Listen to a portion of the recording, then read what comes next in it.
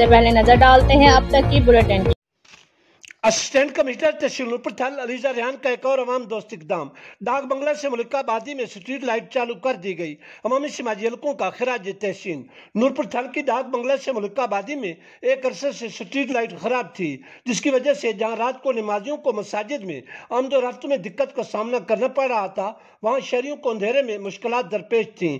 عوامی مطالبے پر سب engineer MC Noorpur تھل ملک شہید کی زیر نگرانی الیکٹریشینز غلام آباد سیال اور رانا محمد اسلم نے گنجان آباد محلے میں بعد از مرمت سٹریٹ لائٹ چالو کر دی ہے، جس پر عوامی سماجی حلقوں نے تحصیل انتظامیہ نورپور تھل کے عوام دوست اقدام پر اسسٹنٹ کمشنر علیزہ ریحان کے احسن اقدامات کو زبردست خراج تحسین پیش کیا ہے۔